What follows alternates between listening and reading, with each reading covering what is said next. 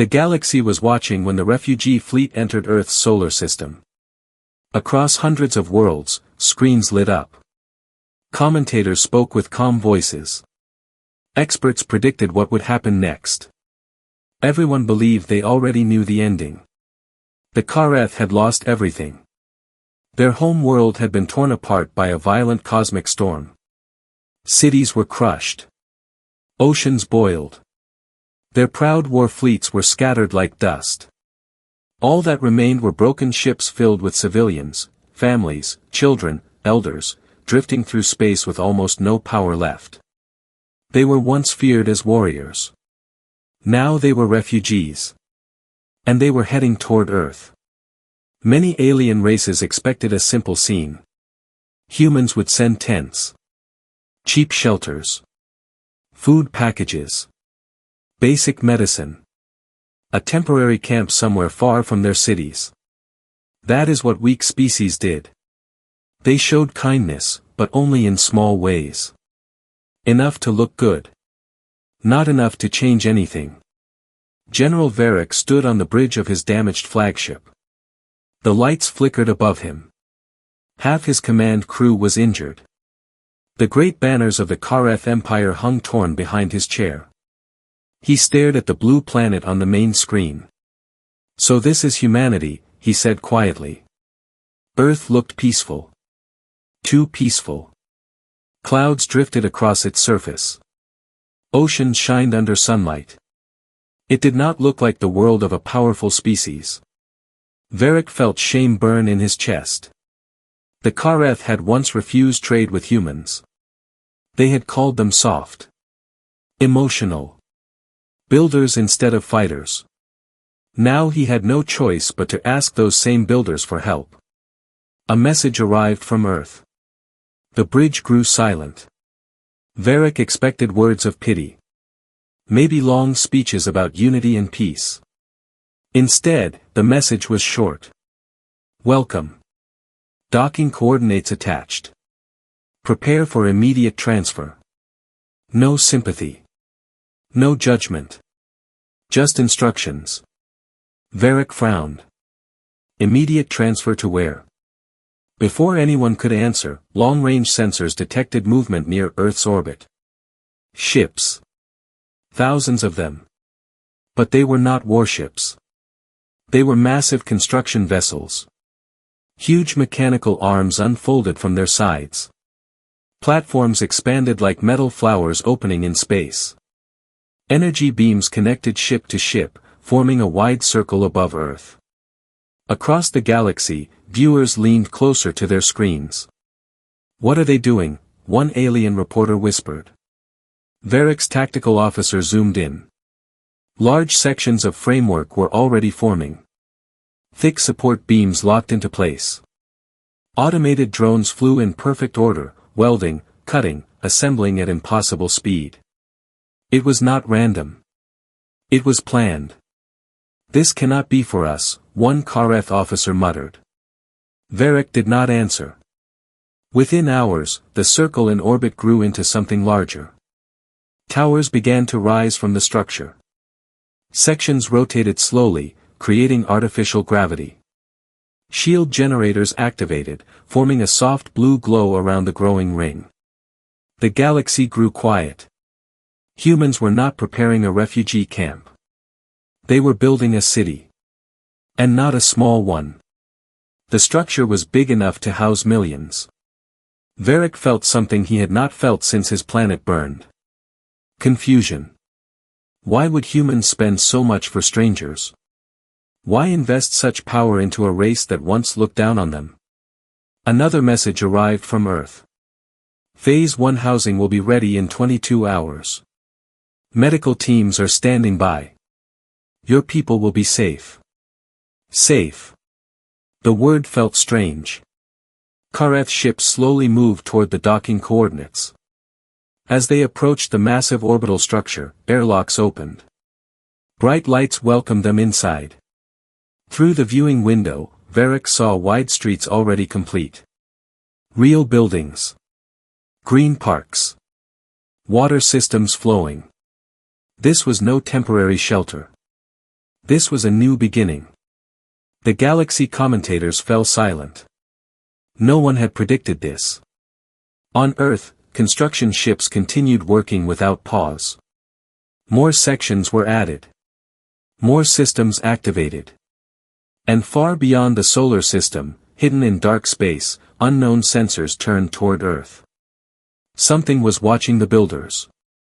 But humanity did not slow down. They simply kept building. The first Kareth transport ship docked with the massive human structure in orbit. Inside the refugee vessel, families waited in silence. They expected long lines. They expected guards. They expected to feel small.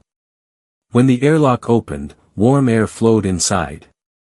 Not cold metal. Not a storage bay. Warm air that smelled clean. Kareth civilians stepped forward carefully. Their boots touched a solid floor, wide and strong enough to carry their heavy frames. Lights above adjusted automatically to match their vision range. Signs appeared in their language. Welcome home. General Varric walked behind his people, watching every detail. The corridor opened into a large public square. Towers reached upward in smooth curves. Gardens lined the streets. Water moved through clear channels. He turned slowly. This is not emergency housing, he said. A human woman approached him. She wore simple engineering clothing, no military rank. Her voice was calm. This is Phase 1, she said. We designed it for long-term stability. Your people deserve more than survival. Varric studied her face. No pride. No arrogance. Just certainty. Around them, human workers guided Kareth families gently. Medical drones scanned injuries. Food stations offered meals built for Kareth biology. Even gravity had been slightly adjusted to match their home world. The Kareth had sent no full medical data ahead of time. Yet humans were prepared. How? Varric asked. The engineer answered honestly. We study every species we meet. Not for war. For understanding. In orbit around Earth, construction ships were still moving. More rings were forming above the first one. Cargo vessels brought materials from the moon and nearby asteroids. Everything moved with quiet order. Across the galaxy, leaders watched in disbelief. One council elder whispered, this level of preparation, they expected this disaster. But that was not true. Humans had simply prepared for any disaster. Back inside the orbital city, Kareth children explored the gardens. They touched trees grown from seeds similar to those of their lost world. Artificial sunlight adjusted slowly to copy their home star's color. Some of the older Kareth began to cry. They had expected tense. Instead, they found dignity. General Varric entered a tall observation tower. From there, he could see Earth below, blue and bright, and above him, more construction platforms linking together. The human engineer joined him again. You called this Phase 1, Varric said. What is Phase 2? She activated a display in the air between them. A broken planet appeared. His planet. Fragments of rock floated around a cracked core. Debris fields surrounded it like scars. Varric's voice lowered. There is no Phase 2. The engineer looked at him steadily. There is. The display zoomed out. Human jump gates were already positioned near the ruins. Large gravity anchors were being assembled. Planetary stabilizers were in transport. You cannot rebuild a destroyed world, Varric said. Not quickly, she agreed. But we can begin. For the first time, Varric felt something stronger than shame. Hope. Suddenly, alarms echoed softly through the tower. Not panic alarms. Detection alerts. A human officer's voice came through the communication channel. Long-range sensors report unidentified objects near the Kareth system. Observation only. No hostile action yet. The engineer did not look surprised. Varric's jaw tightened. The storm that destroyed us, it was not natural. The human nodded once. We know. Varric turned sharply. You knew. We suspected. Outside the window, another construction platform locked into place with a deep metallic sound. You still chose to help us, Varric said. Yes. Even knowing it may bring the same threat to you. The human looked at Earth below. We do not abandon people because danger exists. In deep space, far from the bright orbit of Earth, dark shapes moved without light. They had observed the destruction of the Kareth world. Now they observed something new. Humanity was not just sheltering refugees. Humanity was repairing what had been destroyed. And that changed everything. Inside the orbital city, life continued. Children laughed. Gardens grew. Medical centers healed the wounded. Above it all, humans kept building. Not for praise. Not for politics. But because they had decided something simple. If someone's future had been taken, they would help build it again. The Kareth home system was silent when the first human jump gate opened. For months, nothing had moved there except drifting debris. Broken continents floated like scars around a shattered core. The once proud world of the Kareth had become a graveyard of stone and dust. Then space bent. A bright circle of energy formed near the ruins. From it emerged the first wave of human engineering ships. They did not carry weapons. They carried anchors. Massive gravity stabilizers unfolded like silver claws. Automated drones poured out in endless numbers. They spread across the debris field, attaching to fragments of planetary crust, pulling them slowly into controlled orbit. General Varric watched from a command deck aboard a human oversight vessel. He had insisted on being present. This is madness, one of his officers whispered. Even if they gather the pieces, the core is unstable. On the main display, a human scientist calmly explained the plan.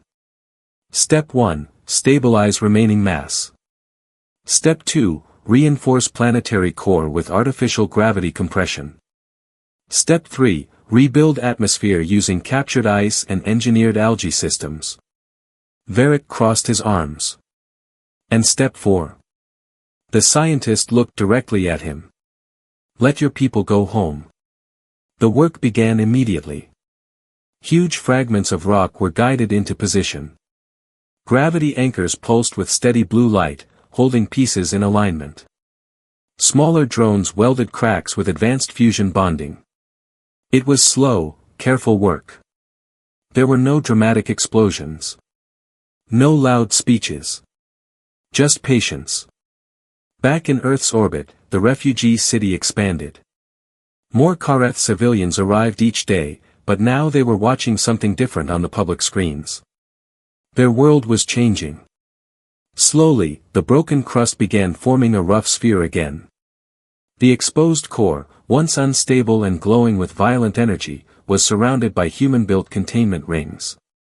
Massive compression engines activated, pushing inward with controlled force. In the Galactic Council chambers, tension filled the air. They are risking collapse, one elder said. If the core destabilizes again, it could destroy the entire system, another warned. Yet the humans continued without hesitation. General Varric stood beside a human admiral observing the reconstruction. Why? Varric finally asked. Why invest so much? We are not your allies. We once insulted your kind. The admiral answered without looking away from the screens. Because you are here. That is not a strategic reason. The admiral gave a small smile. It is to us. Days turned into weeks. The first layer of atmosphere generators activated. Ice asteroids, carefully redirected from the outer system, were melted into vapor. Clouds began to form above the rebuilt crust. It was thin at first. Barely visible.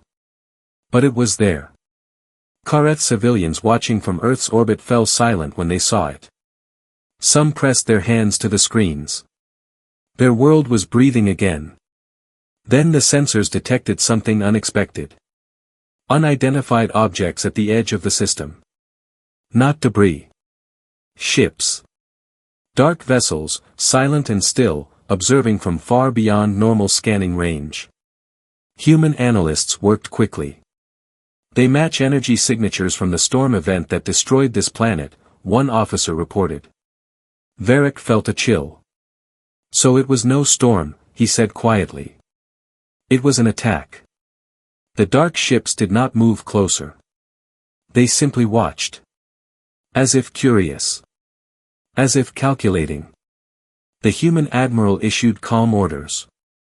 Defensive fleets were repositioned. Shield arrays around the reconstruction site increased in strength. But the building did not stop. Not for a second. Another major crust section locked into place. The sphere grew smoother. Rivers were mapped for future flow. Seismic stabilizers pulsed gently beneath the surface. The world that had been declared dead by the galaxy was slowly returning.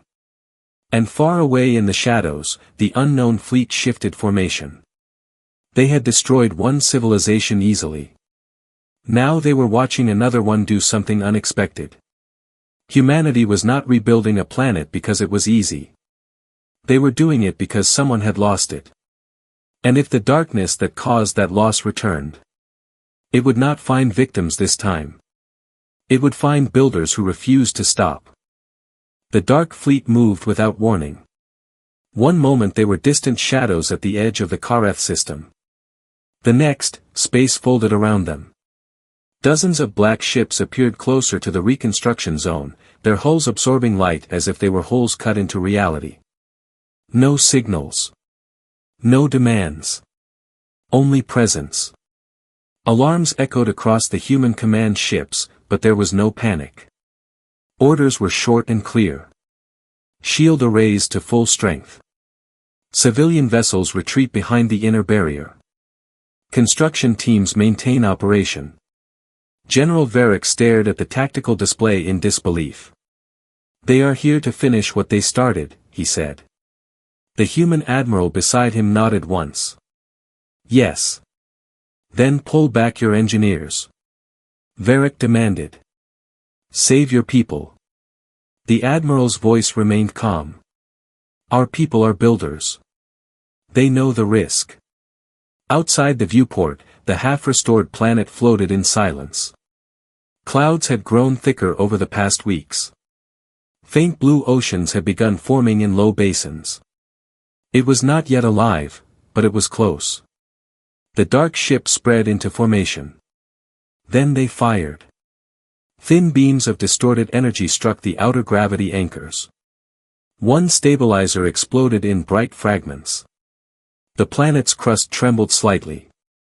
Kareth officers shouted in fear. But human defense ships were already moving. Sleek war vessels jumped into position between the dark fleet and the planet. Their shields flared as the next wave of attacks struck. Explosions lit up the blackness of space. On Earth and in the orbital refugee city, every screen switched to live battle footage. Kareth civilians watched, silent and terrified. They had seen this before. This was how their world died. In the reconstruction zone, human fighter squadrons launched in perfect coordination. They did not charge blindly. They moved in patterns, protective arcs around construction platforms, calculated strikes against enemy weapons. The dark ships were powerful. Their beams cut through space with unnatural precision.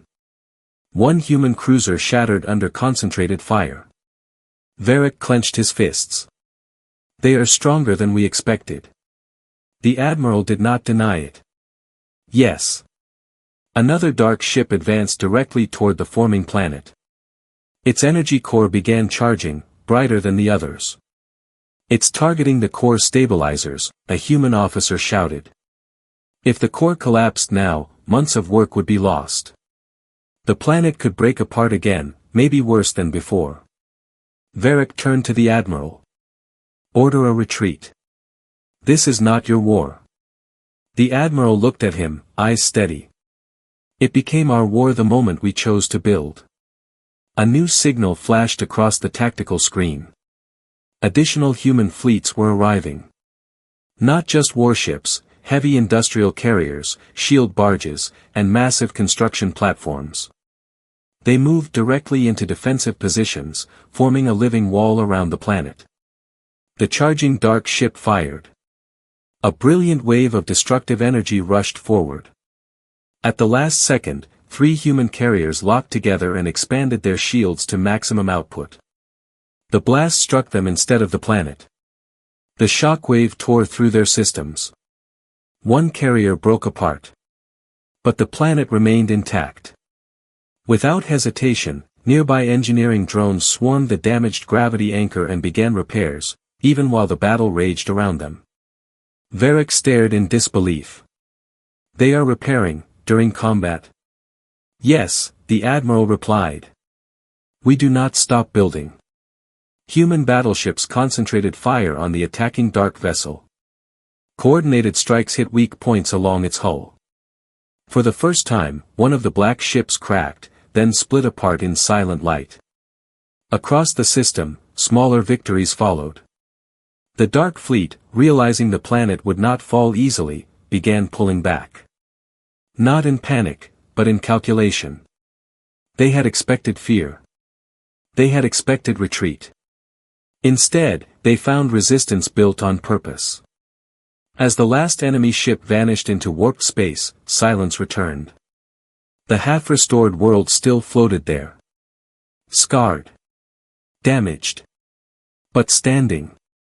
General Varric slowly lowered himself into his command chair. You could have abandoned this, he said quietly. The human admiral watched as repair teams resumed full operation around the planet. Yes, he said. Why didn't you? The admiral's answer was simple.